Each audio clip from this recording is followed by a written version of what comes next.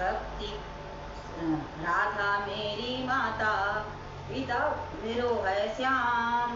माता पिता के चरणों में बारंबार प्रणाम, माता पिता के चरणों में बारंबार प्रणाम।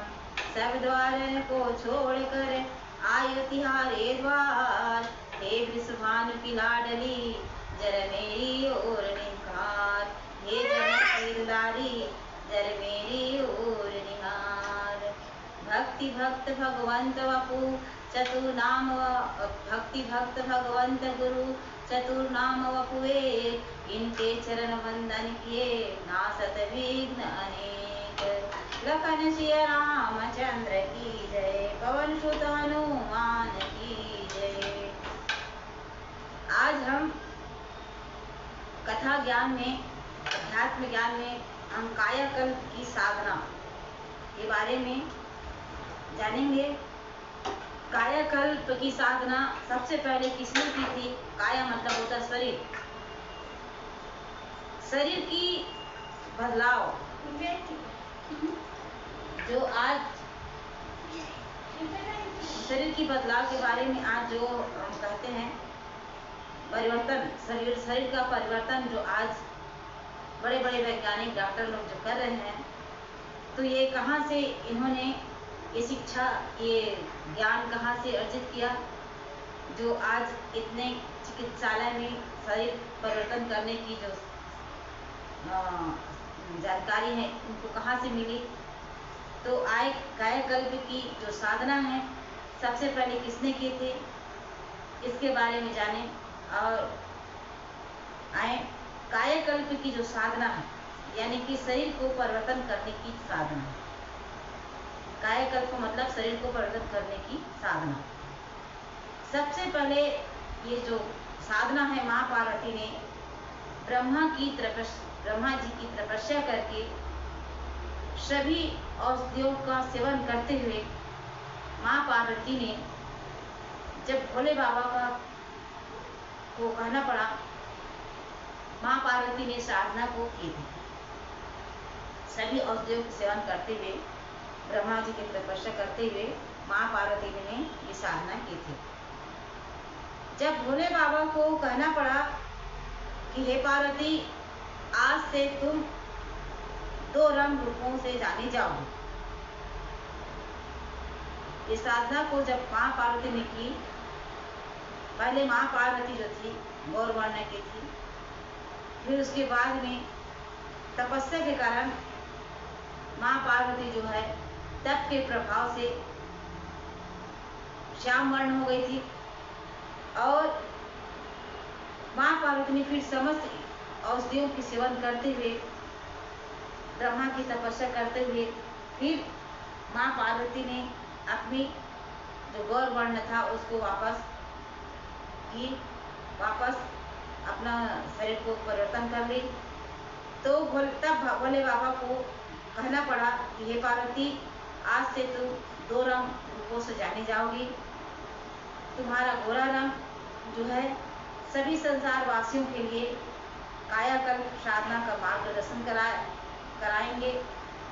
कराएगा। और आपका जो काला रंग है वो काली माता के नाम से प्रख्यात होगी।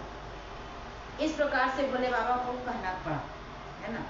गोरा रंग जो है संसार वासियों को कायाकल्प की साधना का मार्गदर्शन कराएगा, और काली रंग जो है काली माता के नाम से विश्व में प्रसिद्ध होगा। ये भोले बाबा को इस बात को कहना पड़ा।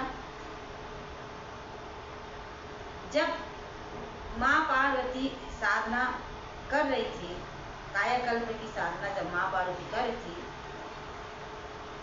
वही शेर जो महाराज पार्वती की कायाकल्प साधना में विघ्न न हो जाए, वहीं पर शेर महाराज जो हैं क्या कर रहे थे, माँ पार्वती की कायाकल्प की साधना में विघ्न न हो जाए, इस बात को लेकर सुरक्षा में तैनात लगा रहा। माँ पार्वती की सुरक्षा में विघ्न न होकर के आखिर शेर महाराज जो था माँ पार्वती की सुरक्षा कर रहा था। क्यों क्यों कर रहा था? क्योंकि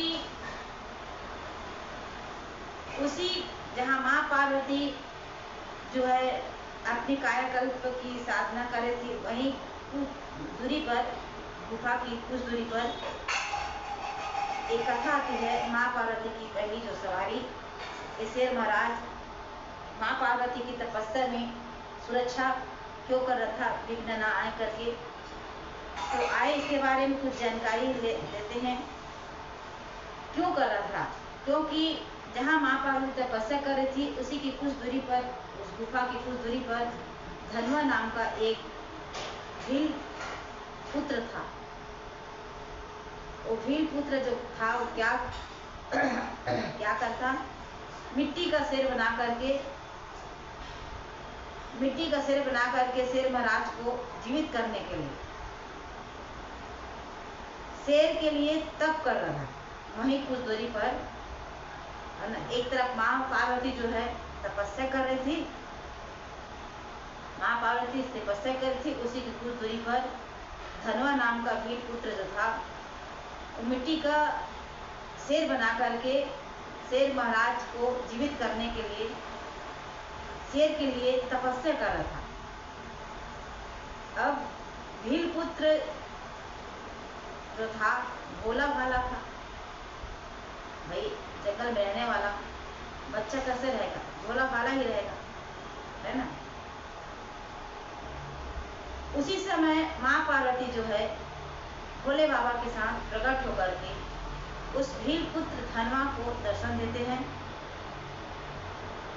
उनकी तपस्या से प्रकट होकर के माँ पार्वती भोले बाबा भील पुत्र को उसकी तपस्या का परिणाम स्वरूप दर्शन देते हैं। आखिर भील पुत्र आया कहाँ से? बस ये आया तो आया कहाँ से, ऐसा क्यों? आखिर भील पुत्र आया कहाँ से? तो देखिए, शेर महाराज की जब शेर महाराज के लिए तपस्या कर रहा था भील, धनवा नाम का भील पुत्र, तो कहते हैं भील पुत्र जो धनवा था, मातृभक्ति के साथ महात्मा की दिखाए हुए मार्ग पर चलकर अपना जीवन जो है हिंसक पशुओं के साथ दया भाव का परिचय दे रहा था। जब शेर महाराज की तपस्या में लगा हुआ, लेकिन धनवा जो था शेर महाराज की मूर्ति को अपने हाथों से बनाकर भोलेपन के भाव के साथ शेर महाराज जीवित हो, इस बात भाव विचार को लेकर और शेर महाराज जीवित हो और माँ पार्वती इसमें सवारी करे मेरे शेर महाराज में, इस विचार को लेकर के ये तपस्या कर रहे हैं। तो ये धनवा नाम का जो भील पुत्र था, है ना, ये इस प्रकार से माँ पार्वती के लिए तप में लगा हुआ था। परिवार को मालिक नहीं, परिवार को भाव देंगे थोड़ा सा। परिवार को मालिक नहीं, माली बनकर संभालो। परिवार को मालिक नहीं, माली बनकर संभालो, क्योंकि माली ध्यान सभी पर रखता है पर अधिकार किसी पर नहीं देता। क्योंकि माली सभी पर ध्यान रखता है लेकिन अधिकार किसी पर नहीं जताता, उसी प्रकार परिवार को कैसे रखना है, मालिक बन करके। इसी प्रकार जो धनवा नाम का जो मातृभक्त जो भील पुत्र था, उन्होंने अपने जीवन में एक कार्य किया। वर्तमान पारिवारिक कैसे हैं, कुछ लोग अपनी अकड़ की वजह से कीमती रिश्ते खो देते हैं, कुछ लोग रिश्ते बचाते बचाते अपनी कदर खो देते हैं। कुछ लोग अपनी अकड़ की वजह से कीमती रिश्ते खो देते हैं, तो वहीं कुछ लोग रिश्ते बचाते बचाते अपनी कदर खो देते हैं, यानी कि अपनी सम्मान खो देते हैं।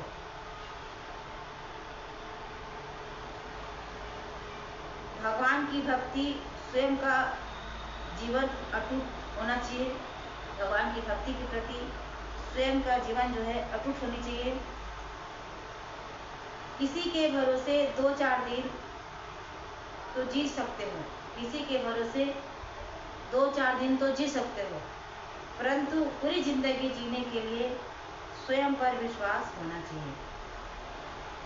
पूरी जिंदगी जीने के लिए स्वयं पर विश्वास होना चाहिए।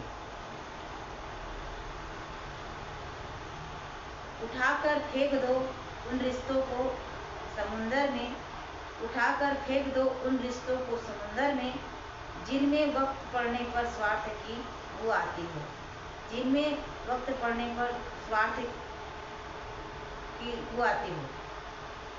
उठाकर पान कर लो उसे जहाँ जहाँ पर कथा अमृत की धारा बह रही है। उठाकर पान कर लो उसे जहाँ पर जगह जगह कथा अमृत की धारा बह रही है। ये भाव था थोड़ा भगवान की कथा के प्रति। उठाकर फेंक दो उन रिश्तों को गहरे समुंदर में, जिनमें वक्त पड़ने पर स्वार्थ की बू आती हो। उठाकर पान कर लो उसे जहाँ जहाँ पर कथा अमृत की धारा बह रही है। उठाकर पान कर लो उसे जहाँ पर कथा अमृत की धारा बह रही है। ये कथा के प्रति अपना भेदभाव है।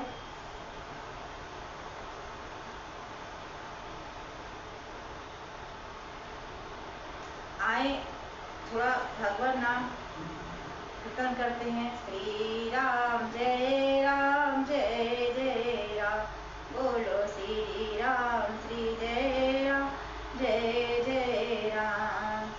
श्री राम जय जय राम, बोलो श्री राम जय जय राम।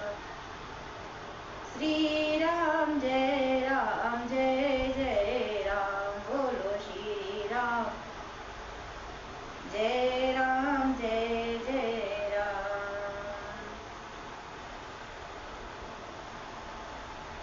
दैनिक जीवन में अध्यात्म ज्ञान कुछ विशेष रूप से मालूम होना चाहिए।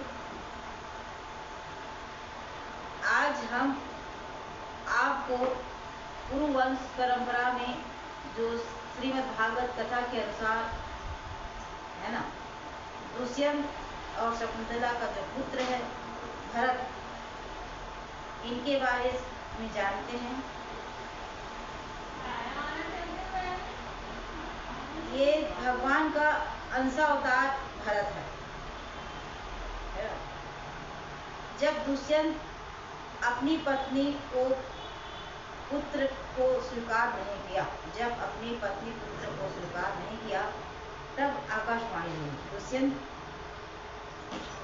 भरत का अंश अवतार जब दुष्यंत को पता चला, जब स्वीकार नहीं किया, तब आकाशवाणी हुआ। भरत को अपना पुत्र स्वीकार नहीं किया, तब आकाशवाणी हुआ। इसी भरत के लिए आकाशवाणी में क्या कहा गया कि माता भस्त्रा पितु पुत्रो येन जाता स एव स भरतपुत्रं दुष्यन्त भावं स्था शकुन्तलाम्। इसका अर्थ है पुत्र उत्पन्न करने में माता पिता धौपनी के समान है ना। भरत के लिए ये बात लिखा गया है उसी समय का कि पुत्र उत्पन्न करने में माता पिता क्या है, धौपनी के समान है। वास्तव में पुत्र पिता का ही आत्म स्वरूप होता है, क्योंकि पिता पुत्र रूप में उत्पन्न होता है। इसीलिए दुष्यंत तुम शकुंतला का तिरस्कार ना करो। ये आकाशवाणी हुआ जब दुष्यंत, राजा दुष्यंत जो है श्रापवश शकुंतला को भूल गया था, तब ये आकाशवाणी ने दुष्यंत को पुनर्याद जन्म का पहले की बात को, जो विवाह वाली बात थी, वो सबको याद आकाशवाणी ने कहा और अपने पुत्र का भरण पोषण करो। ये तुम्हारा ही पुत्र है, इसका तिरस्कार न करो और इनका भरण पोषण करो। इस प्रकार से आकाशवाणी है। आगे आकाशवाणी ने दुष्यंत से और क्या कहा? राजा दुष्यंत से रेतोधा पुत्रो नयति नरदेव यमक्षयात् त्वं चास्य धाता गर्भस्य सत्यका शकुंतला। ये नवम स्कंद के अध्याय 20 में है ना, श्रीमद् भागवत महापुराण कथा के अनुसार नवम स्कंद के ये श्लोक है जो 21वां अध्याय में 20वां अध्याय है, 21वां श्लोक है। इसमें आकाशवाणी ने राजा दुष्यंत को क्या कहा कि रेतधा पुत्रो नयति नरदेव यमक्षयात् त्वं चास्य धाता गर्भस्य सत्य मां शकुंतला। आकाशवाणी ने कहा, दुष्यंत, वंश की वृद्धि करने वाला पुत्र अपने पिता को नरक से उबार लेता है। दुष्यंत, वंश की वृद्धि करने वाला पुत्र अपने पिता को नरक से उबार लेता है। और शकुंतला का कहना ठीक है दुष्यंत, इस गर्भ को धारण कराने वाला तुम्हें हूँ। तब जाकर के राजा दुष्यंत को आभास हुआ कि ये पुत्र मेरा है ना। आकाशवाणी ने ही उनकी जो उनकी याददाश्त थी चली गई थी, उसको आकाशवाणी ने ही याददाश्त करवाया। और राजा भरत जो भगवान का अंशावतार है, ये प्रमाण क्या है? ये प्रमाण मांग रहा है कि चक्रम दक्षिण हस्ते अस्य पदम कोशा अस्य पादयो ईजे महाभिषेकर्न सो अभिषिक्त तो अधिराड विभो। भरत के दाहिने हाथ में चक्र का, अच्छा ये राजा जो भरत था भगवान का अंशावतार है, इसका प्रमाण के बारे में लिखता है कि भरत के दाहिने हाथ में चक्र का, भगवान के चक्र का चिन्ह था, निशान था। और पैर में कमल कोश का निशान था। इस प्रकार से भरत जी का बारे में बताया गया है। महाअभिषेक की विधि से राजाधिराज के पद पर भरत का अभिषेक हुआ। और भरत बड़ा शक्तिशाली राजा था। राजा भरत ने ऐसा क्या किया कि जिसकी महिमा का गुणगान जो है आज युगों तक जानी जा रही है। तो सुनिए 25वां श्लोक में, पंचाशता मेधौर्गम गायामुना वाजिभी मामतेयं पुरोधाय यमुनायामुन प्रभु। सप्तति मेध्यास्वान भवन्त पद प्रदद वसु भर्तश्च हि दौस्यन्तेरग्नि साची गुणे चितः असहस्रं वद्वशो यस्मिन् ब्राह्मणाः भेजे। ये 26वां श्लोक है, 25वां 26वां श्लोक है। राजा भरत ने ऐसा क्या किया जिसके महिमा का गुणगान के बारे में ये 2 श्लोक में इनके गुणगान के बारे में बताया गया है भरत के लिए, है ना। 9 स्कंद 20वां अध्याय और 20वां अध्याय के 25वां और 26वां श्लोक है। इसमें राजा भरत के लिए बताया जा रहा है। ये वो भरत नहीं है, जड़ भरत। 3 भरत हुए हमारे देश में, जड़ भरत, शकुंतला और दुष्यंत का पुत्र भरत, और तीसरा केकई भरत। 3 भरत हुए। 3 भरत में ये शकुंतला पुत्र भरत है। तो भरत ने उत्तथ्य, है ना, अर्थात ममता के पुत्र दीर्घतमा मुनि को पुरोहित बना करके, है ना, क्या किया भरत ने?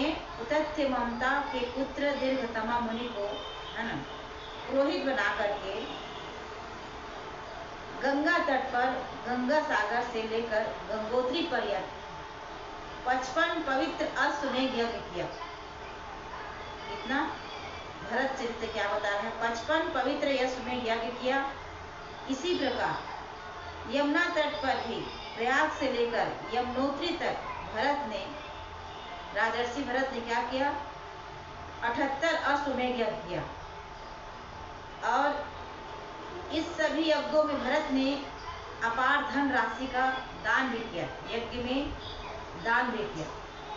यज्ञ सो किया, लेकिन साथ में क्या किया? यज्ञ में भरत ने अपार, जिससे कोई पार नहीं पाया जा सकता, ऐसे धन राशि का दान भी किया था।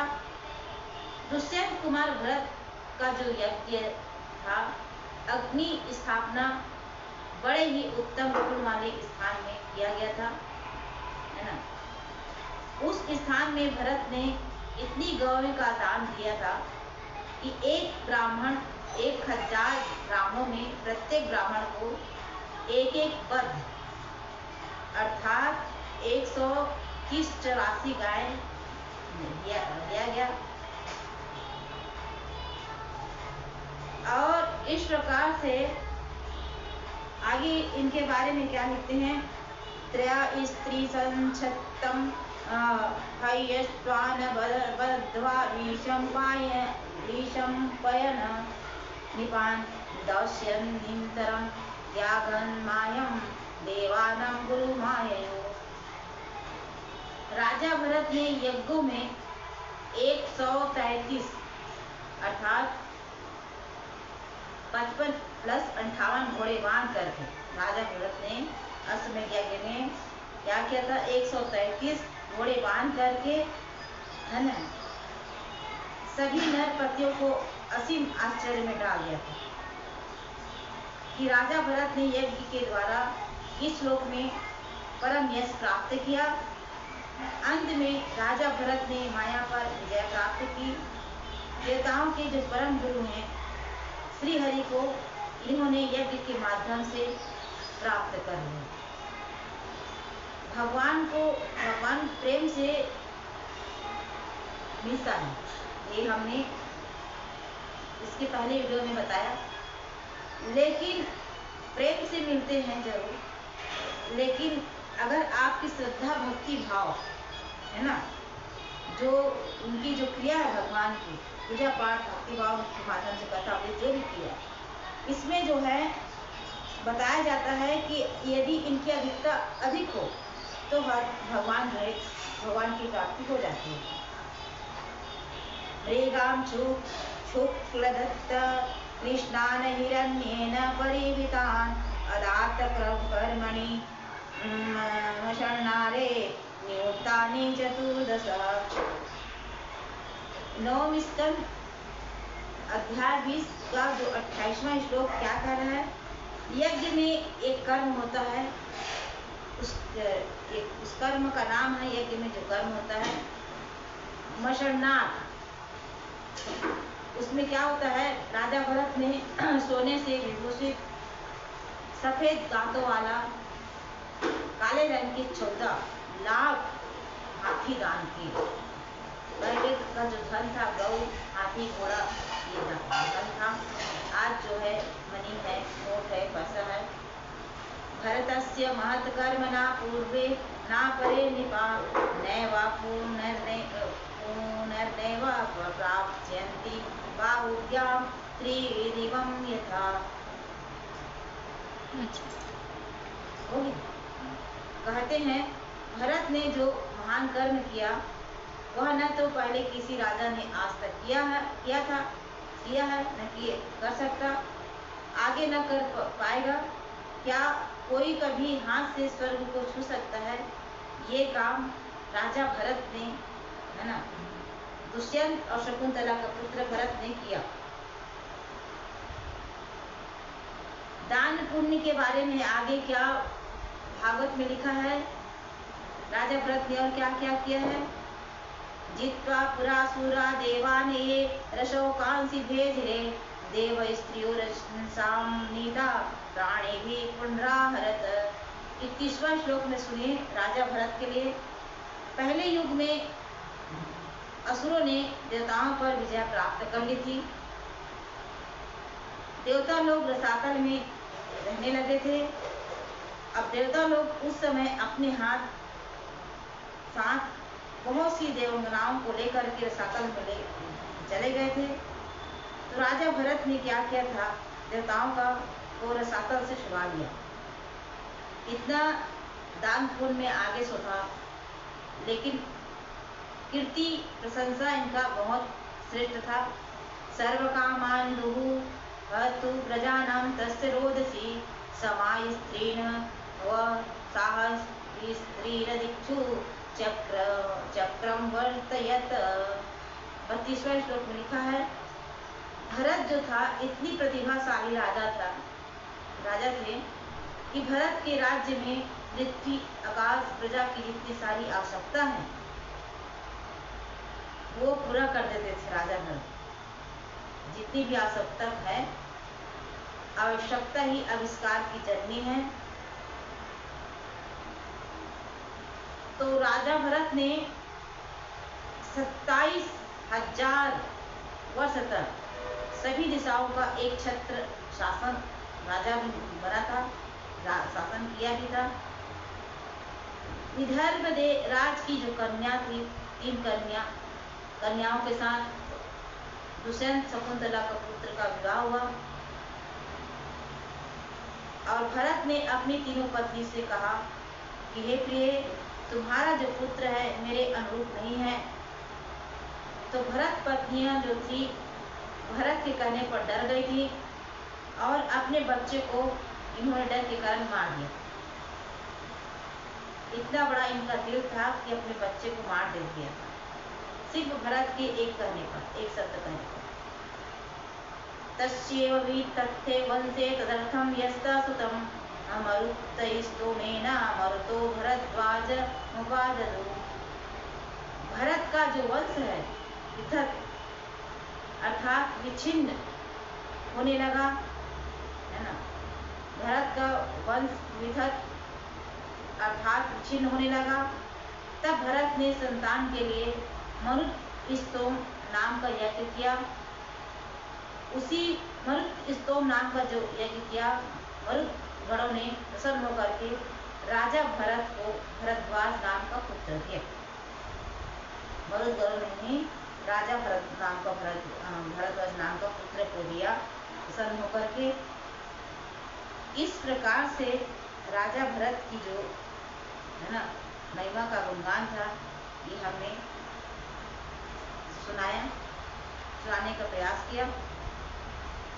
और आए इस आज के भाग को यहीं पर विराम देते हैं।